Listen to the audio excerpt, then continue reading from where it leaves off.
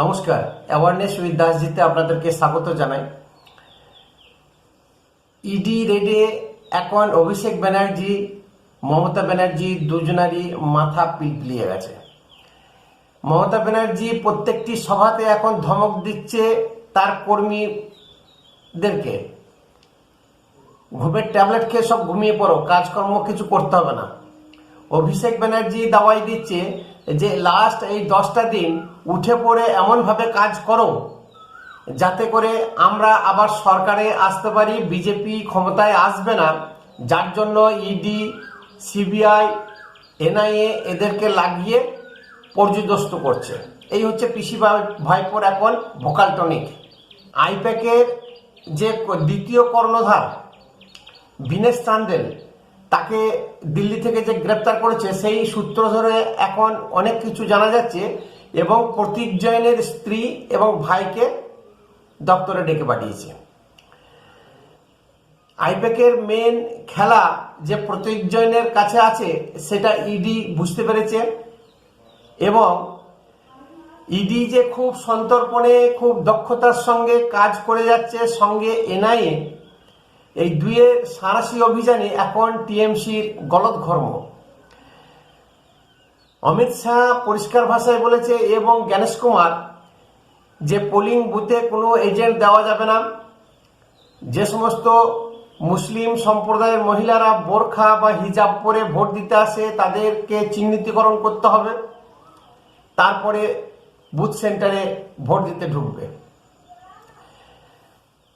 এবং শুধু তাই নয়, টিএমসির যত নেতা নেত্রী আছে, এমএলএ আছে, বিশেষ করে অভিষেক ব্যানার্জি এবং যত প্রেস আছে, রিপোর্টার, যে সমস্ত তৃণমূলপন্থী, সেই রিপোর্টারদের গাড়ি কিন্তু চেক হবে। শুধু গাড়িতে প্রেস লেখা একটা স্টিকার থাকলেই যে ছেড়ে দেবে তা কিন্তু দেবে না। আর যেহেতু টিএমসি হম্বিতম্বি সব থেকে বেশি করছে, বাড়ি বাড়ি গিয়ে থ্রেট দিচ্ছে, ওসিকে থ্রেট দিচ্ছে, এই যে থ্রেট কালচার, দিদিমণি সভা থেকে থ্রেট দিচ্ছে, অভিষেক থ্রেট দিচ্ছে, প্রত্যেকেই ডাইরেক্ট। জ্ঞানেশ কুমার বলেছে টিএমসির যত নেতা নেত্রী বা যেই থাকুক প্রত্যেকের গাড়ি কিন্তু চেক হবে এবং বেরোচ্ছেও, মালপুরি অনেক কিন্তু বেরিয়েছে। টিএমসির অবস্থা সত্যি খুবই খারাপ।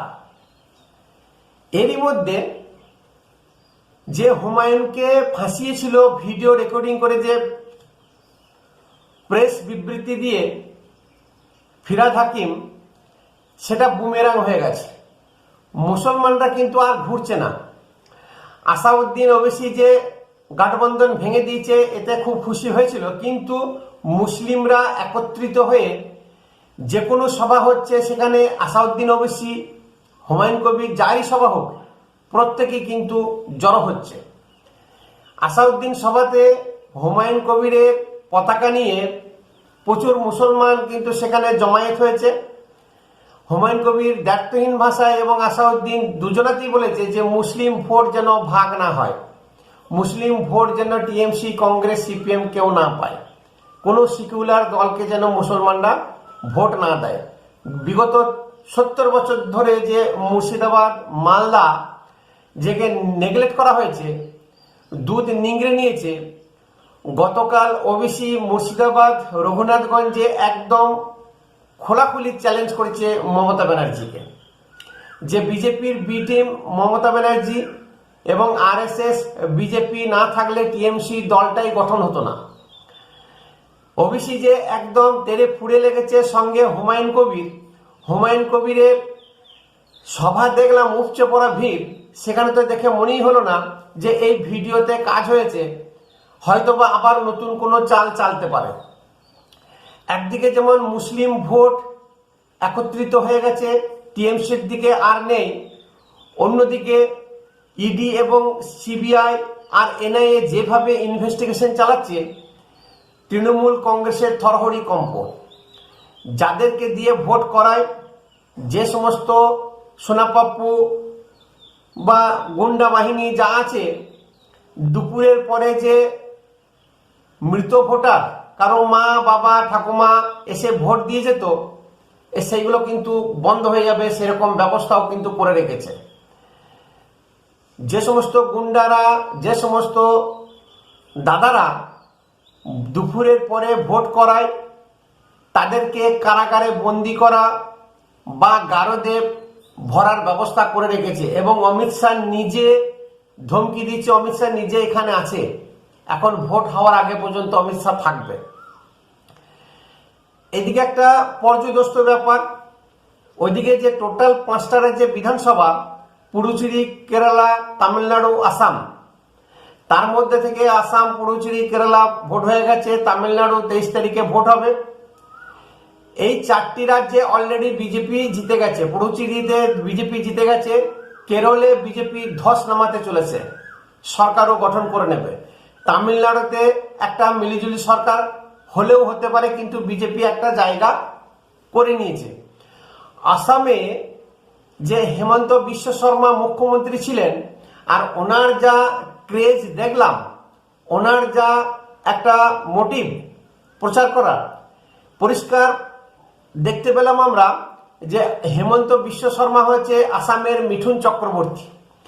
মিঠুন চক্রবর্তী একজন স্টার, তাকে দেখার জন্য ভিড় উপচে পড়ে, তাকে ছোঁয়ার জন্য মানুষ উৎসুক হয়ে থাকে।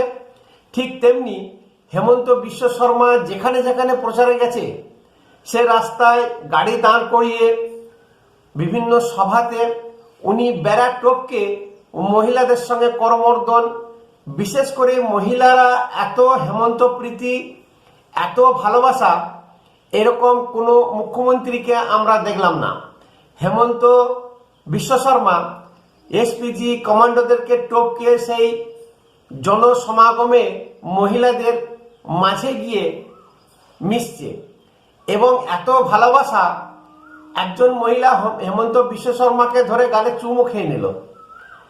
সেখানে যে নাচ গান যা হচ্ছে, প্রত্যেকেই একদম কচি কাঁচা মহিলা, মেয়ে, ছেলে থেকে প্রত্যেকের সঙ্গে সেলফি তোলা, কেউ কুল খাচ্ছে তার হাত থেকে কুল কেড়ে নিয়ে খাওয়া, এই যে নানান ধরনের একটা মানুষে মিশে যাওয়া, জনতার সঙ্গে একদম মিশে যাওয়া, যেন ঘরের ছেলে, এরকম একটা প্রচার আর এরকম একটা ক্রেজ ভারতবর্ষে সাধারণত খুব কম দেখা যায়।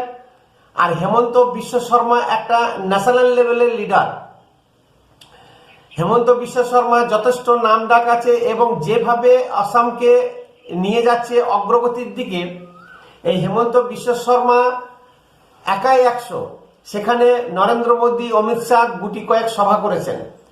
যেখানে পশ্চিমবঙ্গে নরেন্দ্র মোদী, অমিত শাহ ঘাঁটি গেড়ে বসে আছে, যোগী আদিত্যনাথকে পর্যন্ত এখানে আসতে হয়েছে, সেখানে হেমন্ত বিশ্ব শর্মা একাই কিন্তু আসামকে হিলিয়ে দিয়েছে।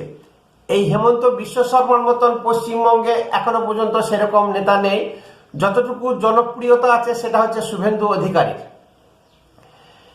বিজেপির অন্যান্য রাজ্যে, যে সমস্ত রাজ্যে ভোট হয়ে গেল, সেই সমস্ত রাজ্য থেকে যত বিজেপির কার্যকর্তা আছে, বিশেষ করে হেমন্ত বিশ্ব শর্মা, দক্ষিণ ভারতের যত নেতা আছে, বিহার, উত্তরপ্রদেশ, মধ্যপ্রদেশ, এই যে সমস্ত বিজেপি লিডাররা পশ্চিমবঙ্গে এসে জমা হচ্ছে। সেই যেমন যুদ্ধ লাগলে কোনো একটা বস্তুকে লক্ষ্য করে যখন গুলি করে না, একটা ক্লাস্টার বোমা ফেলা হয়, মানে ওপর দিকে প্লেন চলে যাবে, ছার করে বোম ফেলে ফেলে যাবে, ঠিক সেই রকম বিজেপি এখন ডিসিশন নিয়েছে অল আউট অ্যাটাক। এই হেমন্ত বিশ্ব শর্মা, আসাম এবং ওয়েস্ট বেঙ্গলের মধ্যে প্রচুর মিল আছে, ভাষারও অনেক মিল আছে, খাওয়া দাওয়া সমস্ত কিছু মিল আছে। এবং বিশ্ব শর্মা পশ্চিমবঙ্গে এর আগে বহুবার ভিজিট করে গেছেন। সেই হেমন্ত বিশ্ব শর্মার টেকনিক জানে হিন্দু জাতি বা বাঙালিকে কিভাবে একত্রিত করতে হয়। এই হেমন্ত বিশ্ব শর্মা, ওনাকে এখন ধুরন্ধর বলা হচ্ছে। এই হেমন্ত বিশ্ব শর্মা পশ্চিমবঙ্গে যদি প্রচার করতে আসে, তো দিদিমণি কাকে কাউন্টার অ্যাটাক করবে? নরেন্দ্র মোদী, যোগী আদিত্যনাথ, অমিত শাহ, হেমন্ত বিশ্ব শর্মা, না আরো ছোট বড় প্রচুর নেতা নেত্রী আসছে, দিল্লির মুখ্যমন্ত্রী পর্যন্ত, তাদেরকে অ্যাটাক করবে? তো অল আউট অ্যাটাকে একটা ক্যাম্পেইন শুরু করে ফেলেছে। খুব শীঘ্রই পশ্চিমবঙ্গে কিন্তু এই ধরনের একটা রাজনীতি দেখা যাবে এবং পশ্চিমবঙ্গ যে জিতে গেছে বা জিতছে সেটা কিন্তু বোঝাই যাচ্ছে। আর বিজেপির লহর বলুন, বিজেপির ঢেউ পশ্চিমবঙ্গে বহুমাত্রায় যোগ নিয়েছে। সঙ্গে ইডি এবং এনআইএ যেভাবে ইনভেস্টিগেশন করে একের পর এক গ্রেপ্তার হচ্ছে, এই যে গ্রেপ্তার হওয়াতে দিদিমণি নিজেই ভাষণে বলেছেন যেভাবে একজন মাথাকে ধরেছে এর পিছনে বহু মাথা কিন্তু অ্যারেস্ট হতে পারে। তার কারণ বিজেপি যেভাবে আগাচ্ছে আর কি, তার কারণ মমতা ব্যানার্জি বলিয়েছিল যে মধ্যরাতে অপারেশন হবে, কাউকে গ্রেপ্তার করবে ইডি সিবিআই, ওদের হাতে ওরা যা খুশি করছে। তাহলে এই খবরগুলো আগাম যখন থাকে আর যা যা বলে সেইগুলোই হয়, তাহলে এই যে বিনেশ চান্দেলকে ধরার পরে হয়তো প্রতীক জৈনকে ধরবে। তার কারণ প্রতীক জৈনের স্ত্রী এবং প্রতীক জৈনের ভাইকে ইডি দপ্তরে তলব করেছিল, কালকে গেছিল। তো এই যে সভা থেকে উনি বলছেন যে আরো অনেকে গ্রেপ্তার হতে পারে এবং বুথ লেভেলে যে সমস্ত কর্মীরা থাকে দাদাগিরি করে ভোট করায়, এরকম প্রচুর হয়তো টিএমসির গুন্ডা বা টিএমসির হয়ে যারা কাজ করছে তাদেরকে কিন্তু অ্যারেস্ট হতে পারে। যখন দিদিমণি বলেছে নিশ্চয়ই কিছু না কিছু একটা হবে, তার কারণ এই আগাম খবর ওনার কাছেও কেউ দেয়, সোর্স আছে। কয়লা বালি কাঠমানির খবরাখবর না থাকতে পারে, কিন্তু এই সব খবরাখবরগুলো দিদিমণির কাছে অবশ্যই আছে।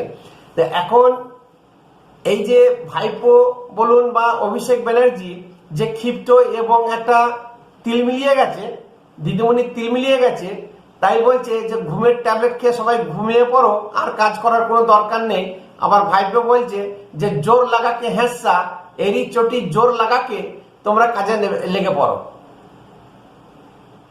টিএমসির দিন যে শেষ সেটা হুমায়ুন কবির, আসাউদ্দিন ওবেসি যেমন বুঝিয়ে দিচ্ছে, এইদিকে হিন্দুরা কিন্তু একজোট হয়ে সেটাও কিন্তু বুঝিয়ে দেবে। এবং ওবিসি পরিষ্কার বলছে no vote to secular party. Congress, TMC, CPM কাউকে যেন ভোট না দেওয়া হয় এবং ইসলাম ভোট যেন ইসলাম পন্থীরা বা ইসলাম লিডাররাই পায়। তার কারণ আসাউদ্দিনের উদ্দেশ্য হচ্ছে মুসলমানের মধ্য থেকে একটা মুসলিম নেতা তৈরি করা। সারা ভারতবর্ষে এই ফর্মুলাতে কিন্তু উনি চলছেন।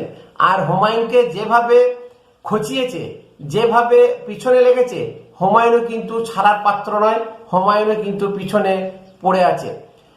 নমস্কার, ভিডিও ভালো লাগলে অবশ্যই শেয়ার করবেন, একটা সাবস্ক্রাইব করবেন এবং কমেন্ট অবশ্যই করবেন।